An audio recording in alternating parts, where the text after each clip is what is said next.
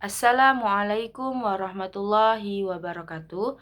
Saya Aisyah Munawaroh. Saya mahasiswi dari UIN Cyber Syekh Nurjati Cirebon. Nomor induk mahasiswa 2381 130118. Saat ini saya berada di kelas B4.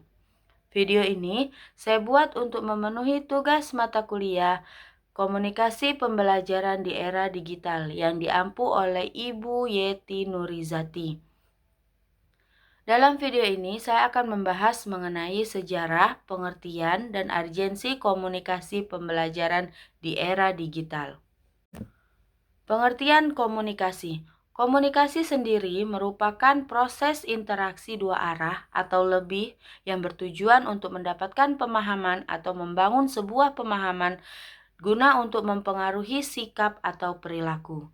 Dalam konteks pendidikan, komunikasi sendiri sangat dibutuhkan karena menjadi kunci keberhasilan dalam proses pembelajaran. Sejarah komunikasi. Komunikasi pembelajaran awalnya bersifat tradisional, yakni hanya melalui ceramah ataupun melalui hafalan yang bersifat satu arah. Kemudian berkembang menjadi komunikasi menggunakan buku cetak atau papan tulis atau media audiovisual yang membuat komunikasi lebih variatif dan dua arah.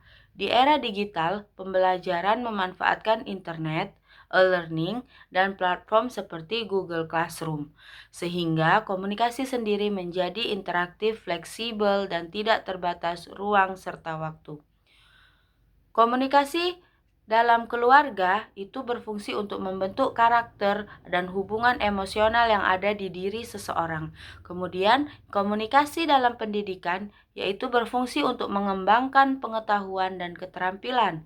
Sedangkan komunikasi universal menghubungkan manusia secara global. Ketiganya ini, komunikasi manusia, komunikasi pendidikan, dan komunikasi universal saling melengkapi dalam kehidupan sosial dan manusia. Komunikasi dalam pembelajaran merupakan jembatan utama dalam proses pendidikan karena menyampaikan informasi materi pembelajaran atau mentransfer ilmu sekaligus membentuk karakter dan keterampilan peserta didik. Di era digital sekarang, perkembangan teknologi itu sudah berkembang pesat.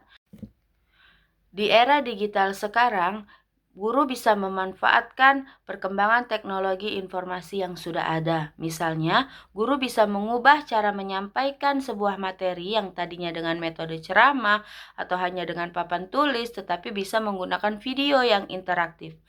Dan kemudian bagi peserta didik bisa menerima materi tersebut secara fleksibel dan tidak terbatas ruang dan waktu. Karena ada perkembangan teknologi yang sangat pesat di era digital ini, maka timbullah berbagai urgensi. Beberapa urgensi yang dihadapi dalam proses pembelajaran, misalnya, 1. Meningkatkan keterlibatan kreativitas dalam sebuah proyek digital atau diskusi online. 2. Meningkatkan motivasi belajar siswa agar dia fokus dalam pembelajaran, tidak membuka aplikasi lain. Yang ketiga, ketika proses belajar dilakukan melalui sebuah aplikasi, contohnya Zoom atau platform e-learning, komunikasi yang dilakukan itu harus bersifat interaktif karena sangat penting agar siswa tetap memahami materi dan tidak merasa kebingungan. Jadi, tidak tercipta miskomunikasi dalam sebuah pembelajaran di mana siswa tersebut dapat bertanya dengan leluasa kepada seorang guru. Demikianlah penjelasan yang dapat saya sampaikan mengenai materi sejarah, pengertian, dan urgensi komunikasi pembelajaran di era digital. Saya akhiri, apabila banyak kekurangan saya memohon maaf. Wabillahi taufik wal hidayah. Wassalamualaikum warahmatullahi wabarakatuh.